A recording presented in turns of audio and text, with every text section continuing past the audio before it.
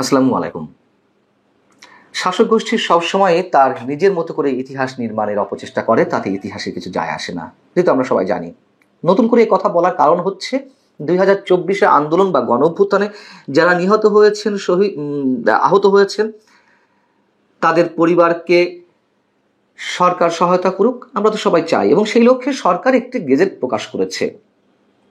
কিন্তু এই গেজেটে যে বিষয়গুলো তুলে ধরা হয়েছে, যেভাবে তুলে ধরা হয়েছে, তাতে স্পষ্টত এটুকু মনে হওয়ার যথেষ্ট কারণ রয়েছে যে শুধুমাত্র আহত এবং নিহতদের পরিবারকে সহায়তা করাই সরকারের উদ্দেশ্য নয়, বরং ইতিহাসকে বিকৃতভাবে বা ইতিহাসকে খণ্ডিত করা অথবা ইতিহাসের বিভিন্ন পর্যায় বিভ্রান্তিকরভাবে আমাদের সামনে উপস্থাপন করা সরকারের অন্যতম একটি লক্ষ্য। আমি সে বিষয়ে পরে আসছি, তার আগে একটু বলে রাখি, আমার এই আলোচনা শুনে আওয়ামী লীগের যারা নেতাকর্মী তাদের মনে হতে পারে আমি বিএনপির দালাল, বিএনপি নেতাকর্মীদের মনে হতে পারে আমি আওয়ামী লীগের দালাল, এনসিপি বা জাতীয় নাগরিক কমিটির নেতাকর্মীরা আমাকে চিহ্নিত করতে পারেন ফ্যাসিবাদের দোসর হিসেবে। তাতে কিচ্ছু যায় আসে না, তার কারণ এই ধরনের ট্যাগিং শব্দ, নানান ধরনের উপাধি দীর্ঘদিন ধরে পেয়ে আসছি, তাতে কিছু যায় আসে না। তো প্রথমে সরকারকে একটু ধন্যবাদ জানাতে চাই এই গেজেটকে কেন্দ্র করি, তার কারণ এই গেজেটে এই আন্দোলন বা অভ্যুত্থানকে গণ অভ্যুত্থান হিসেবেই চিহ্নিত করা হয়েছে, বিপ্লব শব্দ উল্লেখ করা হয়নি। যারা শুরু থেকেই এই অভ্যুত্থান বা আন্দোলনকে বিপ্লব বলে চালানোর অপচেষ্টা করে আসছেন, তাদের নিঃসন্দেহে একটা ভয়ঙ্কর খেলার পরিকল্পনা এই বাংলাদেশকে নিয়ে রয়েছে, শুরু থেকে বলে আসছে, অথবা তারা বিপ্লব শব্দের ব্যাপকতা বা মাহাত্ম্য বোঝার ক্ষমতা এতটুকু নেই। যাই হোক, সবচেয়ে তুমুল আপত্তির যে বিষয় এই গেজেটকে কেন্দ্র করে তা হচ্ছে আহত এবং নিহতদের পরিবারকে সহায়তার নামে যে অধিদপ্তরটি খোলা হবে তা মুক্তিযুদ্ধ বিষয়ক মন্ত্রণালয়ের অধীনে। কেন মুক্তিযুদ্ধ বিষয়ক মন্ত্রণালয়ের অধীনে এই পরিদপ্তর বা অধিদপ্তর খুলতে হবে? অন্য কোনো মন্ত্রণালয়ের অধীনে করা যেত না? অন্যভাবে এই সহায়তাগুলো বিতরণ করা যেত না বা কাজগুলো করা যেত না? সমাজ কল্যাণ মন্ত্রণালয়ের অধীনেই তো অন্তত করা যেত। তার মানে কি, মুক্তিযুদ্ধ পর্যায়ে নিয়ে যাওয়ার সেই চেষ্টাটি তারা ঠিকই সফলভাবে, কথিত সফলভাবে করার চেষ্টা করে যাচ্ছে। হয় মুক্তিযুদ্ধের মর্যাদা 24-এর পর্যায়ে নামিয়ে আনার চেষ্টা, অথবা 24-কে মুক্তিযুদ্ধ পর্যায়ে নিয়ে যাওয়ার একটা ভয়ঙ্কর অপচেষ্টা।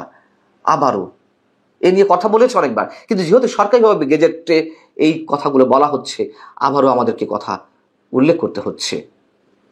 গেজেটের শুরুতেই যিনি বলা হচ্ছে, জুলাই গণ অভ্যুত্থানে শহীদ পরিবার ও যোদ্ধাদের কল্যাণ ও পুনর্বাসন এবং ইতিহাস সংরক্ষণে অধ্যাদেশ। ইতিহাস সংরক্ষণে মানে ইতিহাস শুধু 24-এরটা সংরক্ষণ করা হবে, আর কতটা ভয়ঙ্করভাবে সংরক্ষণ করা হচ্ছে পেছনে ইতিহাস মুছে ফেলে বা বিকৃত করে, তা এর মধ্যে যা যা বলা হচ্ছে তার মধ্য দিয়ে স্পষ্ট।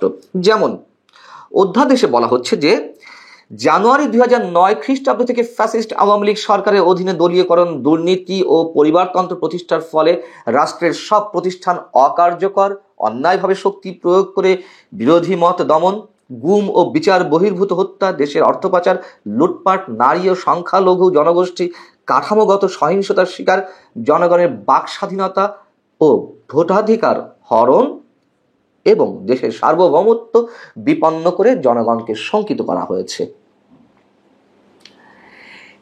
এই যে কথাগুলো বলা হচ্ছে, এর মধ্যে দুটি শব্দের বিষয়ে সবচেয়ে আমার তুমুল আপত্তি, আর বাকিগুলোর সঙ্গে আমি একমত। একটি হচ্ছে ফ্যাসিস্ট, আর একটি হচ্ছে সার্বভৌমত্ব বিপন্ন করা। বরং সার্বভৌমত্ব এখন বিপন্ন করা হচ্ছে। ফ্যাসিস্ট যদি আওয়ামী লীগকে বলতে হয়, বর্তমান সরকারকে বলতে হবে, স্পষ্ট করে বলছি। আর বাকি যা হয়েছে তার সেসব বিষয়ে কোনো আপত্তি নেই, আওয়ামী লীগের সময় এইগুলো হয়েছে। কিন্তু প্রশ্ন হচ্ছে, শুধু 2009 থেকে 2024 পর্যন্তই এই ঘটনাগুলো ঘটেছে? এর পেছনে ইতিহাস আমরা ভুলে যাব, মুছে ফেলবো, বা সব ধরনের বৈধতা দিয়ে দেব যা কিছু হয়েছে, অথবা আর যারা শহীদ হয়েছেন তাদেরকে মর্যাদা দেব না? যেমন আমি যদি বলি যে 75-এর যে নির্মম হত্যাকাণ্ড, যে ট্র্যাজেডি, তাকে আমরা অস্বীকার করব? মানে যা কিছু হয়েছে, যেহেতু এখানে 71-এর পর হঠাৎ করে 45-46 বছর পরে এসে, মানে 2009 থেকে বা 36 বছর পরে এসে 2009 থেকে, যেমন হঠাৎ করে 1971-এর পরে 2009 থেকে শুরু করা হয়েছে, প্রায় 3.5 বছর বা 38 বছর পরে এসে এর মধ্যে কিছু ঘটেনি। 75-এর নির্মম হত্যাকাণ্ড, যে ট্র্যাজেডি, সেটিকে আমরা এত সহজেই অস্বীকার করে ফেলবো? জেনারেল জিয়াউর রহমান সাবেক রাষ্ট্রপতি বা সাবেক রাষ্ট্রপতি জেনারেল এরশাদের যে সামরিক শাসন, সেগুলো গণতন্ত্রকে হরণ করা নয়?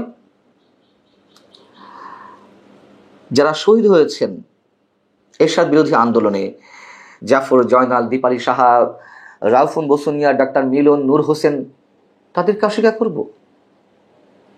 মানে শুধুমাত্র 2024 আগে থেকে,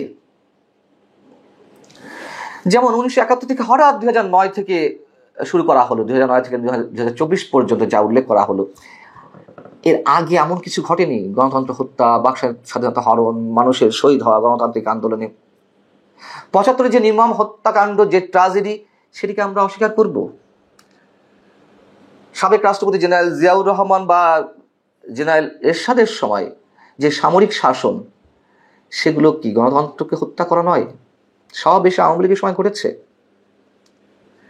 এরশাদ বিরোধী আন্দোলনে জাফর, দীপালি সাহা, জয়নাল, রাউফুন বসুনিয়া, ডাক্তার মিলন, নূর হোসেনের মতন যে মানুষরা শহীদ হয়েছেন, তারা শহীদ হননি, শুধু শহীদ হয়েছে এই 2024 আন্দোলনে। মানে আওয়ামী লীগকে টার্গেট করতে গিয়ে কিভাবে ইতিহাসের বিকৃতি ঘটানো হয়েছে, কিভাবে ইতিহাস সংরক্ষণ করতে গিয়ে শুধুমাত্র 24-এর, তাও তো বিতর্কিতভাবে, বাকিগুলো সব অস্বীকার করার একটা তুমুল চেষ্টা এই গেজেটে ফুটে উঠেছে।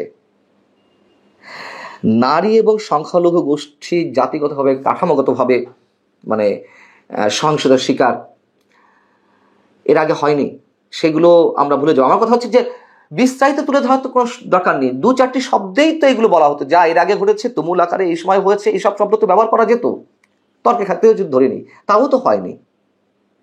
2001 থেকে 2006 বিএনপি জামাত জোট সরকারের সময় সংখ্যালঘু নির্যাতনের যে মাত্রা আমরা দেখেছি, তাকে ভুলে যাব? ছবি রানী বিশ্বাস, পূর্ণিমা শীলের মতো মানুষেরা যেভাবে বাবা মায়ের সামনে গ্যাং রেপের শিকার হয়েছে, সব মিথ্যা, রিসেট বাটনে প্রেস করার মতন সবকিছু আমরা মুছে ফেলব। এবং যে অর্থ লুটপাট, অর্থ পাচার, দুর্নীতি, সব 2009 থেকে 2024 হয়েছে, এর আগে হয়নি। সবচেয়ে গুরুত্বপূর্ণ আরো একটি যে বিষয়, এখানে এই গেজেটের 3য় অধ্যায়ে চিকিৎসা, আর্থিক সহায়তা এবং পুনর্বাসন ইত্যাদি বিষয়ে যে তালিকার কথা বলা হয়েছে, সেখানে 834 জন শহীদের সংখ্যা উল্লেখ করা হয়েছে, নিহতের সংখ্যা উল্লেখ করা হয়েছে। তাহলে জাতিসংঘের দেওয়া যে রিপোর্ট, তাতে 1400 মানুষ হত্যাকাণ্ডের শিকার হয়েছে 15 আগস্ট পর্যন্ত। এবং নতুন করে আবারও বলতে হচ্ছে, সরকার 834 জনের হিসাব এর আগেও দিয়েছে, তাহলে ওই 1400 জনকে কেন উল্লেখ করা হয় কথায় কথায়? 1400 মানুষ হত্যাকাণ্ডের শিকার হয়েছে। সরকার কিভাবে নিজের ফাঁদে নিজেই পড়ে যায় নানান বিষয়ে, এটিও তার একটি প্রমাণ। এবং শুধু আমি 2009-এর আগের কথা উল্লেখ করছি, 71 থেকে 2009 পর্যন্ত যা কিছু এখানে উল্লেখ করা হয়েছে, বাক স্বাধীনতা হরণ, গণতন্ত্রকে হত্যা, সংখ্যালঘু নির্যাতন, নারী নির্যাতন, অর্থ লুটপাট, দুর্নীতি, অর্থ পাচার, এর একটিও কি এই মুহূর্তে বাদ আছে? সাংবাদিকদের চাকরি খাওয়া, বাক স্বাধীনতা হরণের অপচেষ্টা, সংখ্যালঘু নির্যাতন, অর্থ লুটপাটকে এই মুহূর্তে হচ্ছে না? শুধু 2009 আর 2024 বাংলাদেশের ইতিহাস, আর সবটুকু একেবারে সাদা ফকফকা। এইসব বয়ান, এইসব কথিত ইতিহাসের সংরক্ষণের যে বাক্য, শব্দ, চেষ্টা, এগুলো থাকে না। যেমনটি আগেগুলোও থাকছে না, এটিও থাকবে না। খুব স্বাভাবিক কথা, এটাই ইতিহাস।